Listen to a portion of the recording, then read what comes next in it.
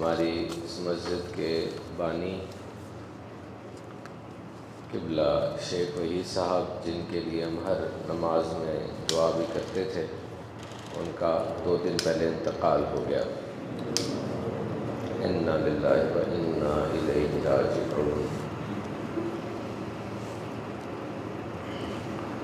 یہ آج سے ہم ان کی صحت کے لیے دعا نہیں کریں گے، بلکہ ان کی مغفرت کے لیے دعا کریں گے۔ ایسے ایک دم ہی چینج ہو جاتا ہے سارا کچھ۔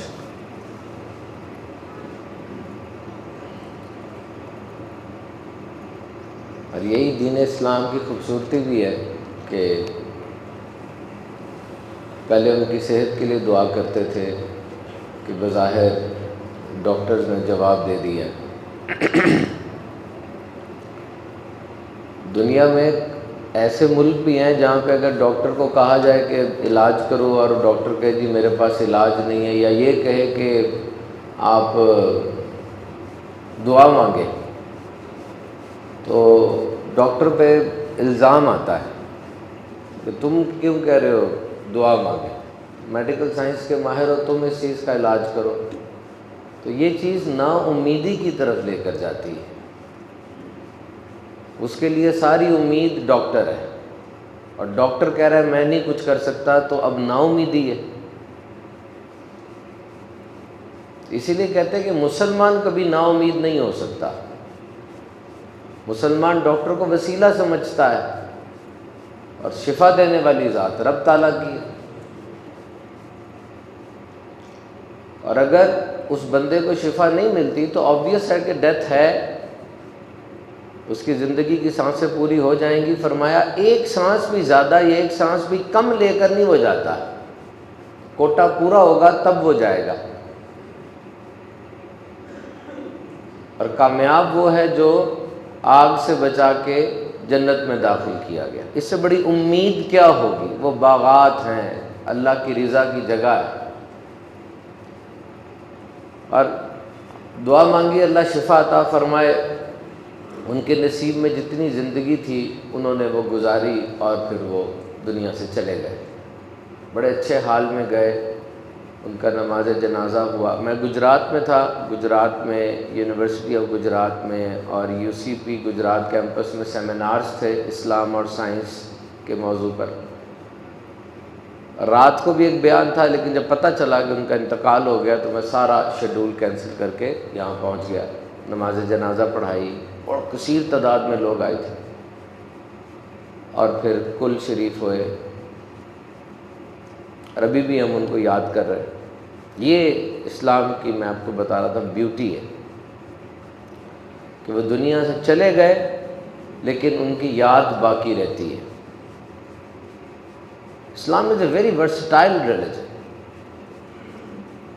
ایک نو مسلم سے پوچھا گیا کہ بتاؤ تمہیں اگر یہ کہا جائے کہ کسی غیر مسلم کو اسلام کی ایک خوبی بتانی ہے، تم کیا اس کو بتاؤ گے؟ وہ کہنے لگا میں اس کو بتاؤں گا Islam is not only a religion but it's life, it's a way of life, no it's the way of life. یہ ایک راہ نہیں ہے زندگی کی، بلکہ یہ مکمل زندگی کا نام ہے۔ پھر وہ کہتا ہے رات کے 11 بجے کا، 12 بجے کا، 2 بجے کا وقت بڑا خطرناک ہوتا ہے۔ اس وقت میں انسان سونے کے لیے جا رہا ہوتا ہے، سلیپنگ ٹائم ہے، اور سارے دن کے بعد اس خاص وقت میں انسان کے ذہن میں سوالات ہوتے ہیں، الجھنیں ہوتی ہیں، مشکلات ہوتی ہیں، سب کچھ پکڑا ہوتا ہے۔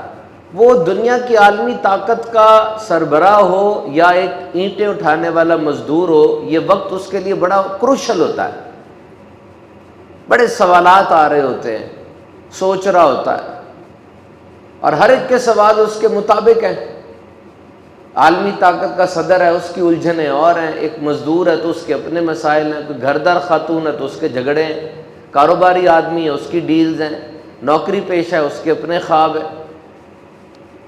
وہ کہتا ہے کہ یاد رکھو 8 ارب لوگ دنیا میں ہیں، الگ الگ عہدے، الگ الگ پیشے، الگ الگ انداز زندگی ہے، یہ 8 ارب رات کو سونے سے پہلے جو بھی سوال اپنے دماغ میں لیے بیٹھے ہیں نا، ہر سوال کا جواب اسلام کے پاس موجود ہے.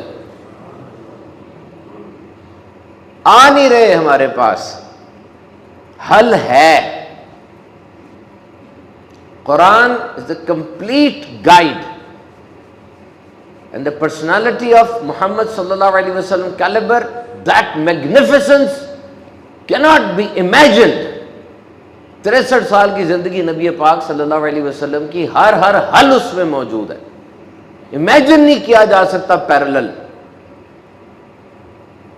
آپ نے جو احسان اس انسانیت پر کیا، سوچے تو صحیح ایک بار. آپ ذات کی آپ بات کرتے ہیں، ان کو صادق اور امین کہتے تھے، most truthful, most trustworthy, never breached a single sentence, never breach any faith.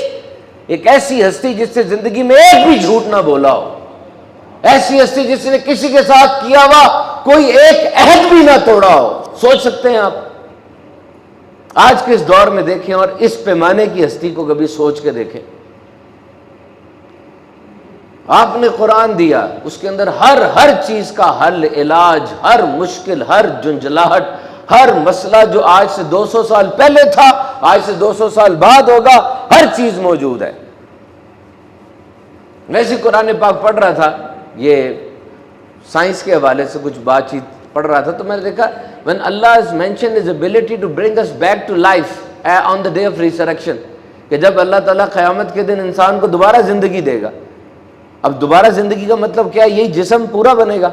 تو اس پورے جسم کو بنانے کے لیے کیا چیز کنسٹیٹیوٹ ہوگی؟ آپ کے جسم میں کتنے کمپلیکس آرگنز ہیں؟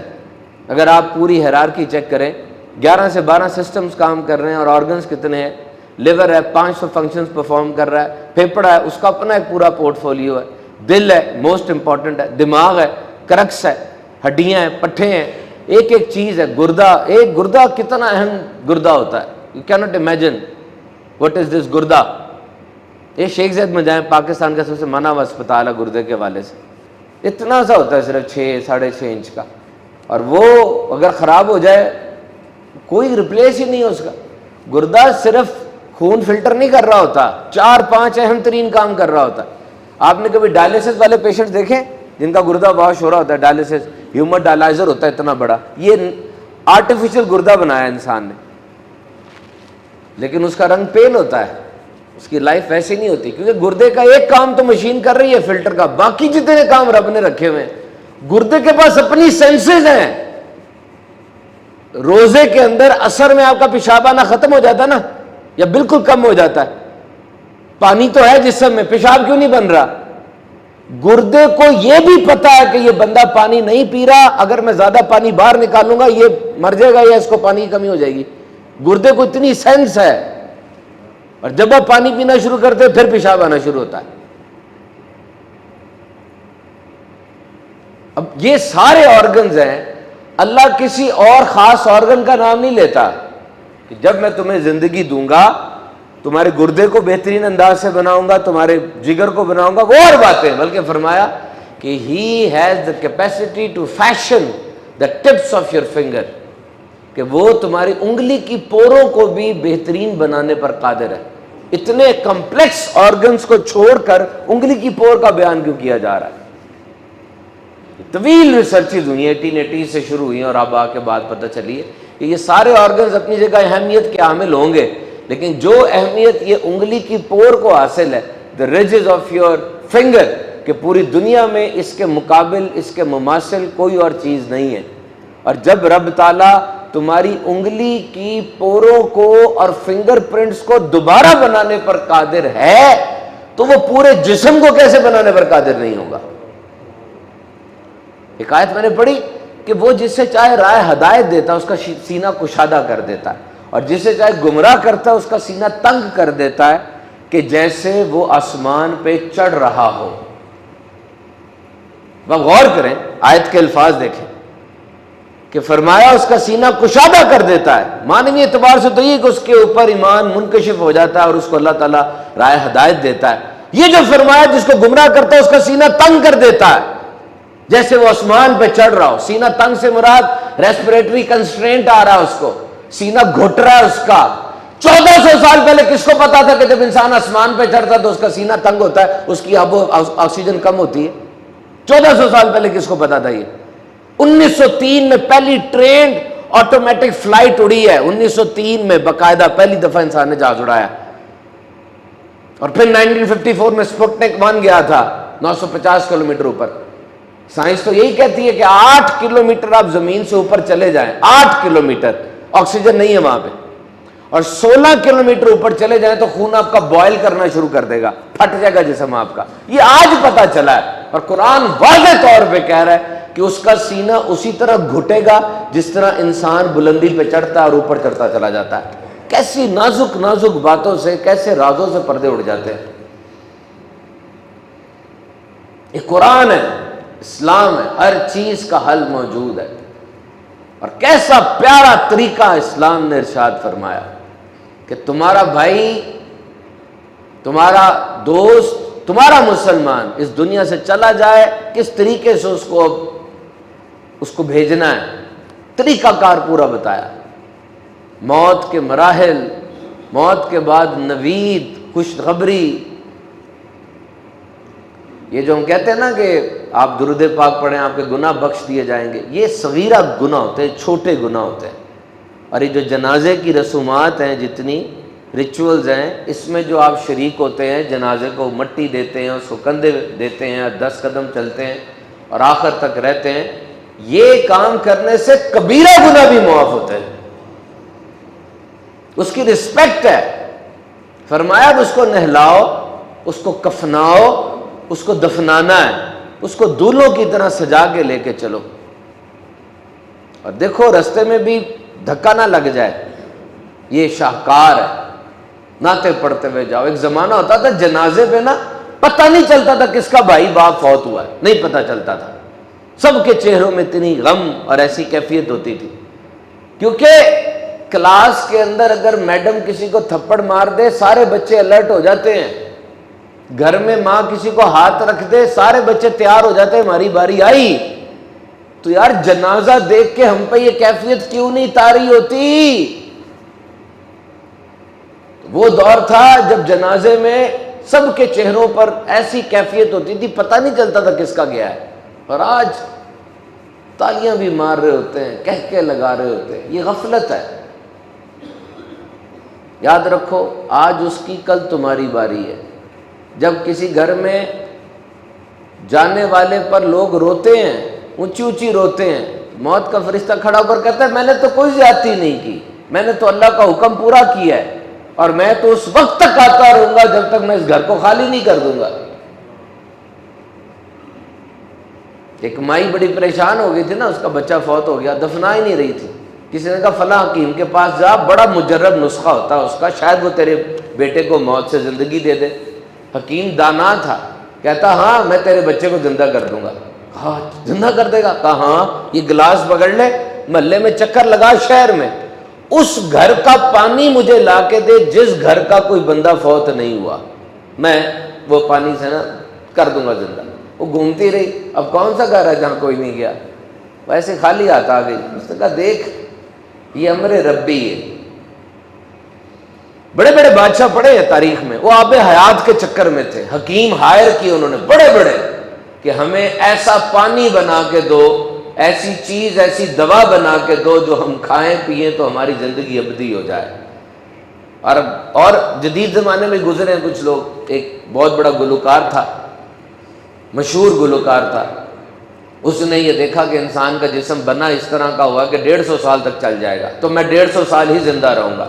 اب اس نے اپنی زندگی میں بہت بڑی تبدیلی کر لی. پیسہ تو تھا، اور پیسے کو اب کس طرح استعمال کرنا ہے.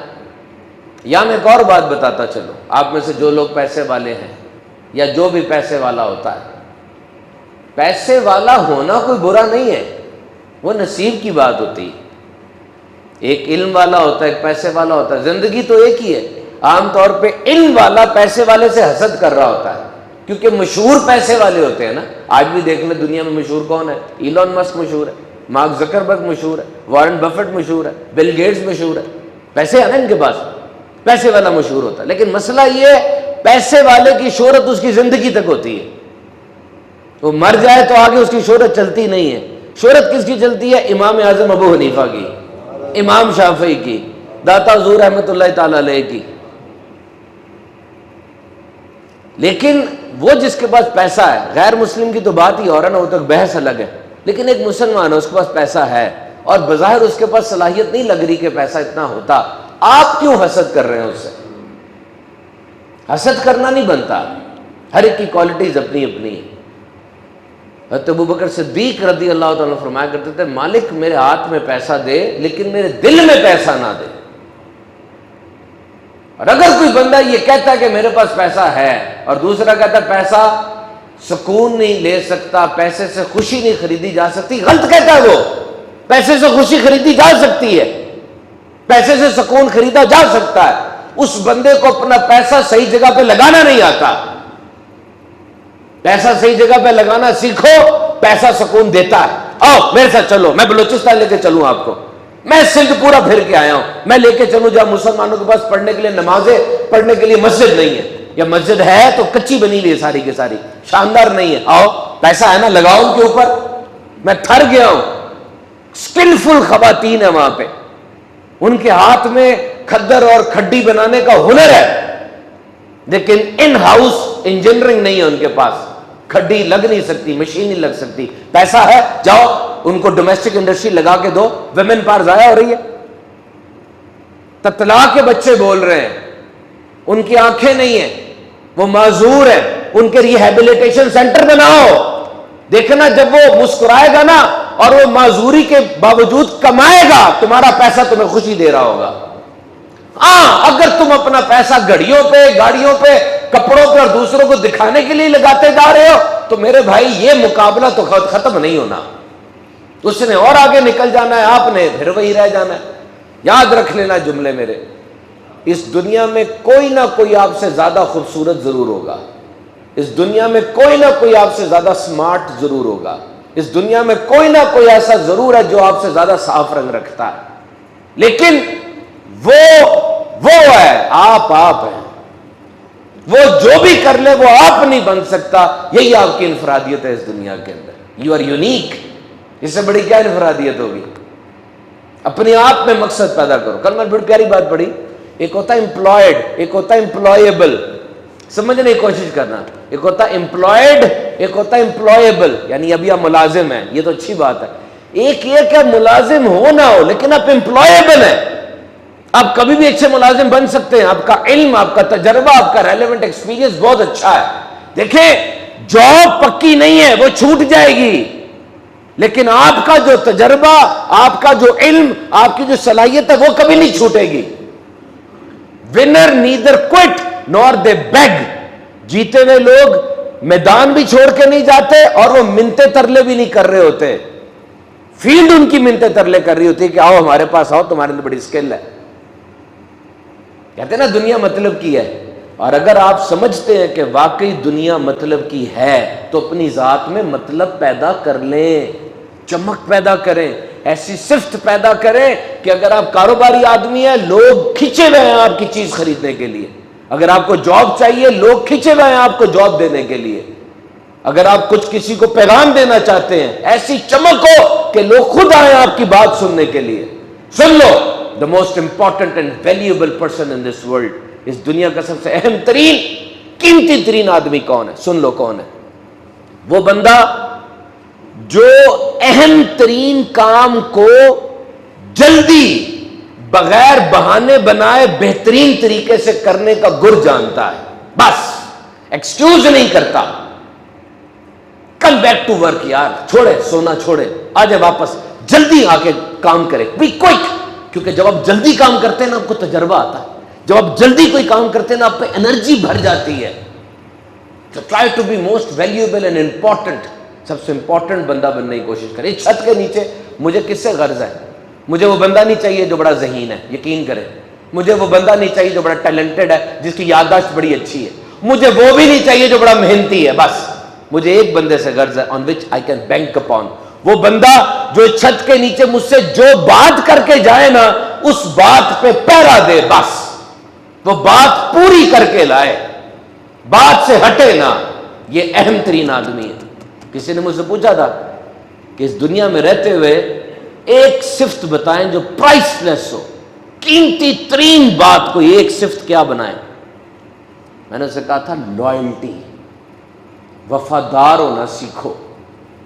یاد رکھو، آج اس وقت دنیا میں دیکھ لو، یہ جتنے لوگ مشہور نظر آتے ہیں، جنہوں نے کوئی بھی کام کیا جو ان کے نزدیک چاہے بڑا تھا، ان کے گرد آپ کو کون نظر آئیں گے؟ وفادار لوگ، لوئل. اور لوئل لوگوں کا ہٹ جانا اس کو ویژن سے ہٹا دیتا ہے، لوئل لوگوں کا ساتھ رہنا اس کو رکھتا ہے. بی لوئل، لوئل رہنا. اور یہی اللہ کے ولیوں کا خاصہ ہے، ان کی لوئلٹی صرف اللہ اور اس کے رسول سے ہوتی ہے. صحابہ کرام بھی تو لوئل تھے نا، ان کی لوئلٹی کس کے ساتھ تھی؟ نبی مکرم صلی اللہ علیہ وسلم کے ساتھ. اور لوئلٹی کا معیار کیا تھا؟ ایک صحابی آ کے کہتے یا رسول اللہ میں آپ کو نہ دیکھ لوں نا، میں نہ آپ کی بارگاہ میں آؤں، مجھے لگتا ہے میں مر جاؤں گا. دس از دا پیک آف لوئلٹی. تو محترم سامعین کرام، میں آپ کو موت کا بتا رہا تھا کہ یہ موت، وہ ایکٹر تھا، گلوکار، اس نے اپنی زندگی بدل لی 150 سال جینے کے لیے. اس کے یہ آکسیجن تو گندی آکسیجن ہے نا، اس نے اپنی بیڈ کے اوپر نا تازہ آکسیجن کا سلنڈر لگوایا. اس کا کھانا کچن سے نہیں لیبارٹری سے بن کے آتا تھا. اور اس نے ڈاکٹرز کی ٹیم تیار رکھی تھی کہ کچھ ہو جائے مجھے اوپر آ جائے. اس نے ڈونرز بھی تیار رکھے ہوئے تھے کہ یہ بندہ، اس کا جگر تیار ہے، میرے جگر کو کچھ ہوگا، اس کا جگر لے لوں گا، اس کا گردہ تیار ہے، اس کا گردہ لے لوں گا. سب تیار، 150 سال پلان. 50 سال میں اچانک اس کا دل بند ہو گیا. دنیا کے چوٹی کے ڈاکٹر اس کے اوپر آ گئے، لیکن اے بندے، تیری ایک آکڑ اور موت کا تھپڑ تجھے نیچے سے نیچے سلا دے گا. نہیں بچ پایا وہ. یاد رکھیں، انسان کے 37 ٹریلین خلیے ہوتے ہیں، 37 کھرب خلیے، ایک ایک پہ موت طاری ہوتی ہے. 11 نظام ہے انسان کے جسم میں، سرکولیٹری، ریسپیریٹری، نروس، ایک ایک کلیپس ہوتا ہے.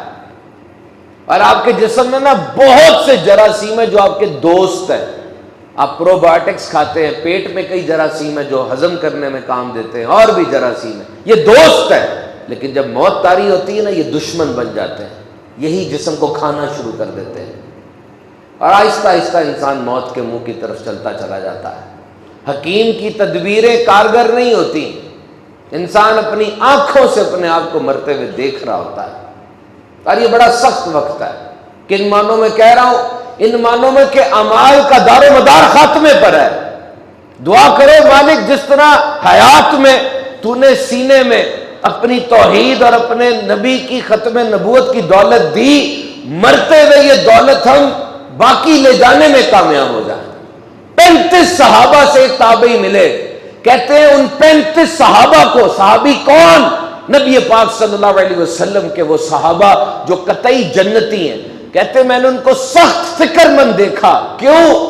کہ کہیں ہمارا خاتمہ ایمان پر ہوگا یا نہیں ہوگا. تو مرتے وقت انسان پہ جو کیفیت طاری ہوتی ہے، ایک نرس تھی، اس نے اس پہ طویل تحقیق کی. بوڑھی ہو گئی تو اس نے اپنی تحقیق کا خلاصہ شائع کیا کہ مرتے وقت کیا چیزیں انسان مس کر رہا ہوتا ہے. 2 باتیں نکلی صرف.